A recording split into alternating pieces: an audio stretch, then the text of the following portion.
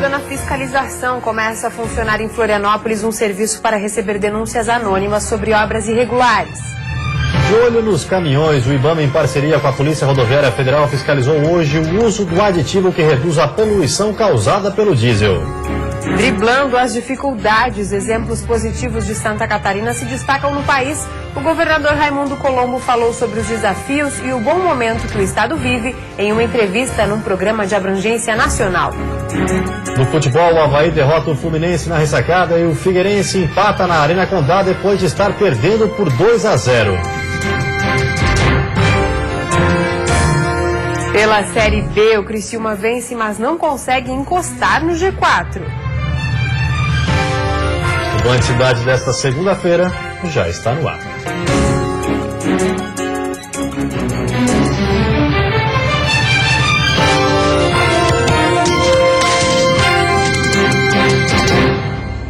Olá, boa noite. Boa noite. A Prefeitura da capital lançou hoje um disque denúncia para obras irregulares. A partir de agora, a população de Florianópolis pode comunicar através do número 156 possíveis obras ilegais e irregulares sem se identificar. Com o objetivo de conquistar uma cidade mais limpa, organizada, com acessibilidade e planejamento, a Prefeitura de Florianópolis acaba de instituir um canal de comunicação direto com o cidadão. Através do telefone 156, já é possível denunciar obras irregulares e solicitar a fiscalização da Secretaria Municipal de Meio Ambiente. E obras ilegais, a gente tem desde construções sobre área de preservação, até obras que desrespeitam afastamentos, construções multifamiliares em locais que só pode unifamiliar. A fiscalização deve fazer um relatório diário com as denúncias feitas por meio do canal. Os 17 fiscais da Secretaria já percorrem os bairros da Ilha de Santa Catarina à procura de situações de desrespeito à legislação. E este canal vem para contribuir com este serviço, já que os números de irregularidades são considerados altos. Apenas nos meses de abril, maio e junho deste ano, foram emitidos 891 autos de infração e 390 obras foram embargadas. Atualmente, segundo a Prefeitura, há 80 obras aguardando decisão judicial para serem demolidas. A região do norte da ilha é considerada pela Prefeitura como uma das áreas mais críticas quando o assunto é construção irregular. A gente permite que o cidadão faça a sua defesa e muitas vezes até esse tempo de defesa acaba não nos permitindo mais executar a ação. Para o próximo ano, a Secretaria vai contar com mais fiscais para ajudar neste trabalho. Um concurso público deve ser lançado ainda este mês e com isso as operações nos bairros poderão ser intensificadas. Desde sexta-feira está valendo um novo reajuste para a tarifa de energia elétrica. Além do consumidor comum, a indústria e o comércio estão preocupados com os reflexos da conta de luz. Localizada em São José, na Grande Florianópolis, esta indústria de produtos de higiene pessoal possui mais de 140 máquinas ligadas durante 3 turnos. A maioria delas precisa de energia elétrica para funcionar e os reflexos do alto custo para manter o funcionamento da empresa será sentido pelo consumidor final, pois o valor dos produtos pode ficar mais caro. A indústria, infelizmente, ela tem que repassar. E quem vai pagar essa conta é o consumidor final. Porque não existe empresas e indústrias que consigam absorver todos esses aumentos. Com 250 empregados, o jeito encontrado aqui para economizar na energia e evitar demissões foi incentivar a produtividade e realizar planejamento a longo prazo. A Agência Nacional de Energia Elétrica autorizou na semana passada um reajuste médio de 3,61%. Os novos valores já entraram em vigor. E com isso, as lojas também devem ser impactadas. Para o vice-presidente da Federação das Câmaras de Dirigentes Lojistas, ainda é cedo para se falar em demissões, somente por conta do aumento da energia. Grande parte dos lojistas estão começando a economizar energia, estão apagando suas lojas durante o dia. E o que acontece? Acaba isso virando contra ele. E mais tarde ele sente a necessidade de desempregar. Isso é uma cadeia que vai ter consequências ali na frente, né? E a seguir, de olho nos caminhões, o uso do aditivo que reduz a poluição causada pelo diesel está na mira do IBAMA. E ainda bons indicadores de Santa Catarina se destacam no país. E o governador Raimundo Colombo falou sobre o bom momento em entrevista de abrangência nacional.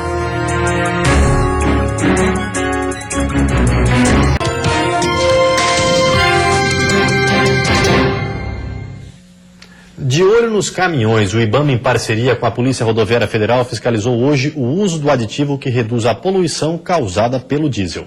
A lei é clara e estabelece que caminhões fabricados a partir de 2012 devem usar um aditivo, o chamado Arla 32. O composto químico é injetado no escapamento dos caminhões. Ele praticamente elimina o problema da poluição causada pelos óxidos de nitrogênio. Mas nem todos seguem a regra. Muitos caminhoneiros e transportadoras burlam a lei para economizar. O problema é que o preço é pago pela população, já que a falta do aditivo coloca em risco o meio ambiente e a saúde das pessoas. A importância dessa fiscalização é uma questão de utilidade pública. A gente está trabalhando com o ar que as pessoas respiram. E caminhões, motores a diesel são um grande contribuinte para os altos índices de poluição. E a gente está combatendo isso, visando aí qualidade de vida. A fiscalização inédita do Arla 32 em Santa Catarina começou por Itapema, no litoral norte. IBAMA e Polícia Rodoviária Federal verificaram duas situações: caminhões sem o aditivo e com o sistema burlado. A multa do IBAMA pode variar de R$ 500 a R$ 10 mil, fora as infrações de trânsito. Onde o motorista é multado e também perde pontos na sua CNH. Caminhões que não tinham o Arla foram retidos para que os motoristas providenciassem o produto. Já aqueles que estavam com o sistema adulterado precisaram fazer a retificação. Nós abordamos o veículo e, através de um equipamento especializado nessa situação, nós recolhemos o Arla do caminhão e fazemos a medição. Se tiver tudo ok, nós também olhamos dentro do painel do veículo, que pode ter uma alteração através de chip ou retirada de fusível diretamente no painel. Em meio à instabilidade da economia brasileira, Santa Catarina vem conseguindo bons indicadores e se destacando no país. Essa realidade foi repercutida ontem em entrevista do governador Raimundo Colombo ao programa Canal Livre da Band. Santa Catarina anda na contramão da crise econômica que atinge a maioria dos estados brasileiros. Para minimizar os efeitos da recessão, o governo catarinense anunciou que vai investir cerca de 3 bilhões de reais este ano. O governo federal assinou um protocolo de intenção e se comprometeu a investir mais 2 bilhões e meio nos portos. Santa Catarina é o segundo maior polo portuário do Brasil em total de carga transportada por contêineres. Movimenta quase 19%. Ele também é o maior exportador de frango e carne suína do Brasil. O estado ainda reúne o maior número de cooperativas do território nacional, com uma projeção de crescimento expressiva de 12%. Santa Catarina também tem o terceiro melhor IDH do Brasil e a menor taxa de analfabetismo do país. No primeiro trimestre do ano, Santa Catarina registrou a menor taxa de desemprego do país, quase 4% contra quase 8% da média nacional. Mesmo assim, segundo a Federação do Comércio de Santa Catarina, neste primeiro semestre houve uma redução de 80% no saldo de vagas formais. As vendas e a indústria tiveram uma retração significativa. Segundo o IBGE, a indústria recuou cerca de 5%. Para equilibrar as contas, o governo propôs uma reforma administrativa e pretende cortar mais de 200 cargos, a maioria de comissionados. Com isso, ele espera gerar uma economia de pelo menos 5 milhões de reais por ano. Para falar como o Estado pretende superar esse período de turbulência econômica do país e estimular o crescimento, o Canal Livre recebe o governador de Santa Catarina, Raimundo Colombo. O senhor vai ajudar muito o telespectador do programa se conseguir explicar como é governar um Estado do país na atual conjuntura econômica e política. Como é que o senhor consegue? Nós temos uma capacidade empreendedora muito forte, né? É da vocação do nosso povo. Nossas grandes indústrias nasceram no fundo do quintal, todas elas têm uma história muito bonita, né? E um sucesso muito grande. Nós temos uma classe média forte, né? Que uma colonização europeia que teve uma influência muito grande. Em alguns vetores da nossa economia, a gente tem uma economia aquecida, porque o Estado é um Estado muito voltado para a exportação. No dólar, na faixa que ele está, lá, nós estamos fazendo um esforço muito grande para acelerar, por exemplo, o agronegócio. É um setor muito importante na nossa economia e ele está trazendo resultados muito grandes, né? A safra foi muito boa, nós tivemos um ano de safra cheia, o que aconteceu no Brasil todo. Por exemplo, o setor de pescado, nós temos uma produção muito grande, é importante na nossa economia. O turismo é 12% do nosso PIB, com o dólar, o euro, o pessoal está deixando de viajar para o exterior e a economia interna se aquece, isso é um fato positivo. O dólar também tem um outro benefício para nós, no caso de diminuir a importação. Por exemplo, o setor cerâmico, ele retomou, nós começamos a exportar novamente, passou uma crise muito grande. O setor madeireiro se revigorou completamente. O próprio setor têxtil, que é um setor importante, começa a dar sinais de retomada. Claro, o setor metal mecânico, que é expressivo numa região importante do estado, a região de Joinville, esse está pagando um preço muito grande. Por outro lado, o setor público, nós temos recursos para investir, nossas contas são equilibradas, nós estamos fazendo investimentos importantes, estratégicos e acelerando para que esse dinheiro ajude a irrigar a economia. Então, neste ano ainda, nós temos um saldo positivo na geração de emprego. E daqui a pouco, na segunda parte da entrevista, Raimundo Colombo vai se posicionar sobre a necessidade de uma reforma política para que os números do país voltem a crescer.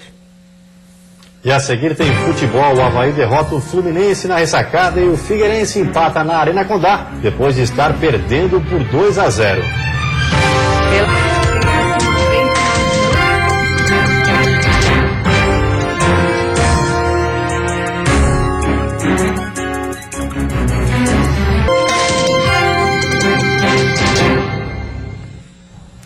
Futebol, um fim de semana sem nenhuma derrota de time catarinense no Campeonato Brasileiro. Na Arena Condá, um empate com sabor de vitória para o Figueirense e na ressacada deu Avaí contra o Fluminense. Na Arena Condá, mais um clássico catarinense. E quem abriu o placar foi o time da casa, que não vencia o Alvinegro a 7 confrontos. Depois de um cruzamento de Apodi, Simon cortou mal e enganou o goleiro Alex. Bruno Rangel só teve o trabalho de completar para o fundo das redes. Numa cobrança de longa distância, Thiago Luiz ampliou para o Verdão do Oeste, 2-0. Quase no final do jogo, a reação do Figueirense. Primeiro com esse voleio de Dudu, que desviou em Apodi e enganou o goleiro Danilo. Depois, aos 43 minutos, Marcão, num belo chute no canto, deixou tudo igual, 2-2. A Chapecoense, com 24 pontos, é a 9ª colocada. O Figueirense, com 20, ficou na 15ª posição. Na ressacada, bastaram 5 minutos para o Avaí fazer aquilo que precisava, abrir o placar. E tinha que ser logo com ele, André Lima, ex-jogador do Fluminense, o camisa 99, estava lá para aproveitar o rebote do goleiro e marcar. Ronaldinho Gaúcho levou perigo ao gol havaiano nas bolas paradas. Já nesse escanteio, o goleiro Diego vacilou e por pouco o Fluminense não empatou. No segundo tempo, aquela velha polêmica, foi pênalti ou não, neste lance de Edson no Nino Paraíba. O Gilson Kleiner garante que sim, e reclamou tanto que chegou a ser expulso. Eu também estou na adrenalina. Eu não estou ali para querer provocar, mas aonde eu estava, pela situação que ele deu o carrinho, eu manifestei pênalti. No Maracanã, um confronto direto na briga contra o rebaixamento. Os dois times tiveram chances de gol, mas não conseguiram aproveitar. Pelo Joinville, mais uma vez o goleiro Agenor teve papel fundamental ao fazer várias defesas importantes. Final de jogo, 0-0. O Jack continua na zona do rebaixamento. Está na 18ª posição com 13 pontos. E pela Série B, vitória do Criciúma, que luta para se aproximar dos times do G4. Veja como foi. O Criciúma começou melhor e pressionou o Oeste no início do jogo. O primeiro gol saiu depois da jogada pela esquerda. Guilherme Santos achou o Luca no meio da área e o atacante estufou a rede. 2 minutos depois, em jogada pela direita, Maicon Silva cruzou e dessa vez foi Natan quem mandou ela pra rede. Aí o Oeste aprendeu que era pelas beiradas que o jogo estava fluindo. Jogada pela direita, passe pro meio e pancada certeira. Quando buscava ampliar o resultado, o Tigre tomou o empate. Olha o corte do Wagner, ainda tinha tempo para mais emoção. De pênalti, Neto Baiano fez o terceiro do Tigre e deu a vitória ao tricolor carvoeiro. A gente deixou de desejar um pouco no posicionamento de marcação lá atrás, e que sempre foi bem. Então, hoje melhoramos uma parte, mas pioramos outra. O tempo deve continuar firme nesse início de semana. Amanhã, predomínio de sol e nuvens em todo o estado. E as temperaturas seguem elevadas, com a mínima marcando 12 graus na Serra. Já a máxima chega aos 30 no sul do estado. No Planalto Norte, Vale do Itajaí e Grão de Florianópolis, máximas entre 24 e 26. E no Litoral Norte e Oeste, máximas entre 27 e 28 graus. E agora, na segunda parte da entrevista no programa Canal Livre da Bandeirantes, o governador Raimundo Colombo fala sobre a necessidade urgente de uma reforma política no país. Quais são os setores do setor público assim mais problemáticos? Olha, o Estado, a Folha, por exemplo, uma época central é a educação, né? O segundo é a segurança pública, depois é a saúde, onde a gente tem que investir mais recursos. No restante a gente já enxugou bastante. Nós temos hoje menos funcionários que tínhamos há 15 anos atrás. Agora é um momento de mais pressão também por parte do funcionalismo, lá em Santa Catarina também por aumento, por reajuste, ou o senhor acha que há uma compreensão do momento sensível que o país atravessa? Você sabe, Rafael, que de uns 3 meses para cá eu comecei a perceber uma certa compreensão. Não estou dizendo aceitação, mas está mais fácil o diálogo. As pessoas estão percebendo. O exemplo do Rio Grande do Sul, claro, todo mundo, eu prefiro você vendido que pressionar o governo a me dar mais. Agora, eu reconheço que, sob o ponto de vista do sistema público, esse está podre. Não tem nenhuma chance de dar certo em nenhum lugar do Brasil. Se nós não tivermos esse modelo que está aí, o déficit da Previdência, o fortalecimento e o inchaço dos órgãos de controle, de fiscalização, nós criamos um monstro. O Estado brasileiro é o fim da picada, ele é feito para não funcionar, né? As pessoas percebem isso. Isso vai gerar uma crise cada vez maior. Então, se você troca o partido A pelo partido B, você troca o homem pela mulher, você troca, faz qualquer... e cada vez piora mais. Só piora. É pior. Então, só um pouquinho. Tem alguma coisa errada no sistema. Então, com o voto, você muda pessoas. E isso é um processo simples. Mas para mudar o sistema, tem que haver conscientização. Por isso que a crise é uma coisa que nos permite olhar além do que nós estamos vivendo agora, com um fator novo e relevante. O movimento das ruas dá para os políticos de bem a força que nós não tínhamos. A classe política no Brasil está acovardada. Ela tem vergonha de defender seus pontos de vista. Ela foge do debate. É uma vergonha o que está acontecendo. O próprio sistema político também é uma rejeição geral. Mas nós perdemos todas as oportunidades. E aí é um momento triste. Por exemplo, todos os brasileiros de bem que fazem qualquer análise sabem, tem que mudar o modelo político. Esse que está aí não tem nenhuma chance de dar certo. É o fim do mundo. E a política virou um negócio. Nós estamos de costa para as pessoas. Então tem que reconstruir isso. Mas você está falando de um sistema apodrecido e no meio dessa crise toda a gente tem ouvido falar que para solucionar a crise vai ter que distribuir cargo aqui, levar cargo para o segundo escalão, cargo nos estados. O senhor acha que os políticos brasileiros estão amadurecidos ao ponto de entender que é a hora de dar uma virada ou de aprofundar ainda mais essa crise, ou o senhor acha que vão continuar levando isso até sabe-se lá onde? O que eu vejo no Congresso é exatamente a demonstração dessa realidade. Você tem que fazer o combate ao déficit da Previdência. O que o Congresso fez? Derrubou o fator previdenciário, aumentou o reajuste pelo índice de salário mínimo que é acima da inflação. Isso é uma ofensa ao bom senso, a qualquer pessoa decente. Aumentou o salário do Poder Judiciário quando tenta se fazer o ajuste fiscal. Isso é a falta absurda de ver a realidade. Quando você vê que a reforma eleitoral virou essa palhaçada que está aí, você vê a resposta é clara, não tem. O senhor acredita na possibilidade de um pacto ali com o governo Dilma? O que o senhor espera disso aí? Eu sou brasileiro, eu torço para que a gente consiga achar caminhos, que a gente consiga construir. Eu não acredito no pior melhor, não. O pior é pior mesmo, né? Nós temos que tentar resolver. O que é pior para o senhor? O governo permanecer como está ou a mudança de governo? Eu acho que o governo foi eleito. O que nós temos é que fazer com que a política encontre uma solução política, né? Nós não queremos nada que seja rompimento de instituições, de estrutura. Agora, nós não estamos conseguindo. Esse era um dos pedidos da presidente, né? Que os governadores falassem com as bancadas estaduais. Não sei se o senhor chegou a tentar. Qual é o retorno que o senhor recebe? Por que isso tudo está acontecendo? Qual é a insatisfação dos deputados? É uma crise política, né, que contaminou a economia e o Brasil como um todo. Durante muito tempo não se exerceu o diálogo, não se deu o carinho, né? Não se criou um espaço para o político, porque o político, as frustrações, os sentimentos, os piores sentimentos que o ser humano tem é o do fracasso. E quando você representa pessoas e a tua representação é muito mal vista, você entra num processo de autodestruição muito grande, que é a autoestima do político que está lá embaixo. Então, o político não foi valorizado. O Congresso Nacional, 513 deputados, eu já fui deputado federal, aquilo é uma confusão, o cara não sabe direito o que está fazendo lá, só espera quinta-feira para ir embora. Mas a dispersão de agora é mais ou menos inédita. Eu nunca vi nada igual. O momento é uma crise profunda, é uma crise do sistema, né? E a gente vai ter que ter muita maturidade, bom senso, pensar no Brasil para construir um cenário melhor. E a seguir, a terceira parte da entrevista do governador Raimundo Colombo ao canal Livre da Band, destacando as necessidades de melhorias na educação. E ainda economia de gastos, prefeituras da Serra alteram programação dos desfiles cívicos.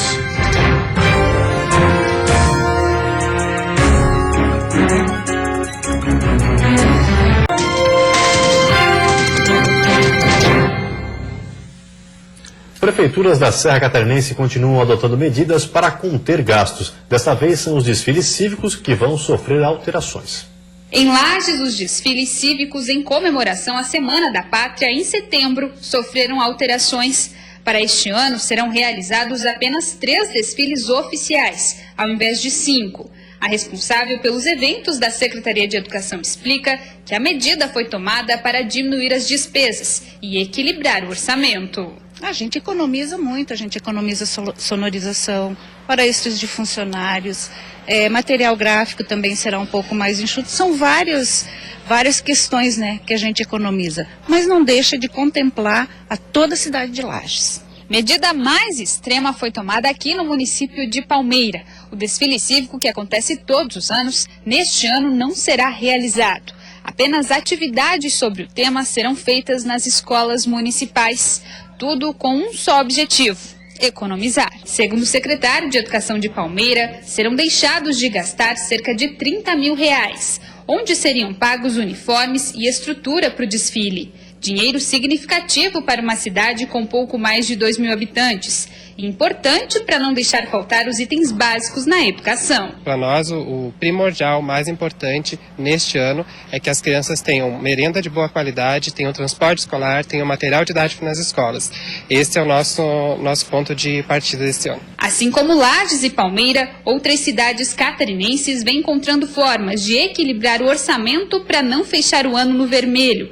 Com a diminuição dos repasses do governo federal, muitas prefeituras estão tendo que ser criativas para dar conta de pagar as contas no final do mês.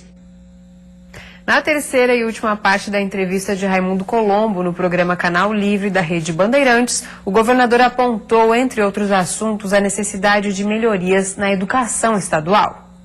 As 10 melhores escolas de Santa Catarina são privadas. Sim. E eu pergunto pela escola pública.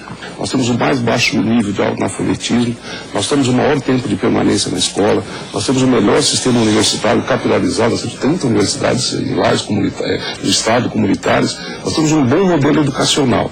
Claro, as empresas privadas, sobretudo as de fundo religioso, que também é uma tradição em Santa Catarina, então essas escolas, elas realmente dão uma grande contribuição, isso não é negativo. Agora, as escolas públicas de Santa Catarina são boas, mas elas precisam melhorar muito mais. Melhorar muito mais. Eu acho que melhorando a educação a gente avança. E também há uma baixa remuneração dos professores. Eu tenho um conflito permanente com eles, porque realmente eu estou indo no limite do que eu posso. Mas eu reconheço que é difícil de aceitar.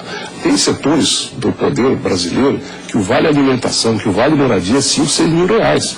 Eles dão um prêmio em peru no final do ano de 5 mil reais para todos os funcionários. O salário de um professor é 3.500. Como é que você vai dizer que isso é justo? Mas, governador, o senhor antecipou o 13º lá em Santa Catarina. Eu queria saber como é que o senhor fez isso. Porque nessa crise toda, né, a notícia de que o 13º foi antecipado é uma notícia surpreendente. É simples, a gente fez um provisionamento e aí percebeu que injetar dinheiro na economia ia dar dinamismo na economia, a gente antecipou e nós estamos com nossas contas equilibradas.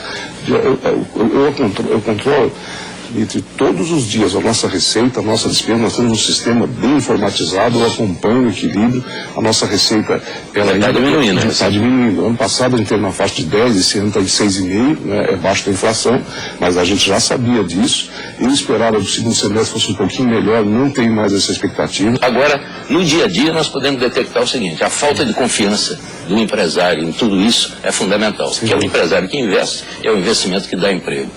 Como é que está o ânimo do empresário no seu estado? E o que é que um governador pode fazer numa situação dramática dessa? Nós podemos fazer muito. Nós estamos simplificando todo o nosso modelo, chamando o setor para nos ajudar. Nós fizemos esses dias um evento para liberar a construção de usinas, pequenas usinas especiais hidroelétricas, né? Para gerar dinheiro na economia e termoelétrica.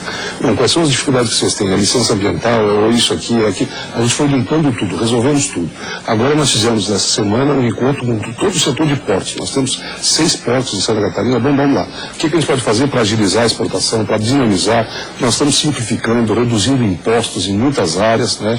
Por exemplo, o setor da maçã estava em crise, zero imposto, né? O setor da madeira estava com muita dificuldade, a gente ajudou. O setor têxtil vai baixando para 3%, porque o maior patrimônio que a gente pode gerar é o emprego. Então, dentro do equilíbrio fiscal, a gente faz o máximo que pode. Isso não é guerra fiscal, é proteger o setor produtivo para que ele continue sobrevivendo. Mas uma grande preocupação dos brasileiros ficou muito evidente no fim do ano passado, na campanha eleitoral, todas as pesquisas identificavam com a saúde. Sim. E todos os governadores, prefeitos, e inclusive o ministro da Saúde, que nós já entrevistamos aqui, reclamam de dificuldade de financiamento, porque falta dinheiro, a saúde é mesmo muito cara. O que é que o senhor imagina para esse setor? O senhor acha que falta dinheiro, falta financiamento, o problema é gestão? A saúde é uma demanda infinita, né? Você não consegue atender toda ela. Nós estamos melhorando a nossa gestão. Nós tivemos um problema muito grave, que foi uma interferência do Ministério Público há anos atrás, impedindo o pagamento de produtividade. Agora o Ministério Público reviu a posição, nós conseguimos melhorar muito, estamos batendo recordes de cirurgias, de internamento, de atendimento, mas é de fato o nosso problema maior. Nós estamos nesse momento construindo 9 hospitais. Agora nós vamos inaugurar em agosto 1 de Biguaçu, em setembro em Joaçaba. Então a gente está girando, tá? Mas é um problema grande, dá um desgaste forte. E antes de encerrarmos, uma olhadinha no trânsito da capital. Aí você acompanha imagens ao vivo das pontes Colombo Salles e Pedro Ivo Campos. Movimento lento nos 2 sentidos, mas principalmente para quem deixa a ilha de Santa Catarina. Agora em Florianópolis, 22 graus. E vem aí o Jornal da Band, uma ótima noite para você, até amanhã. Boa noite, até amanhã.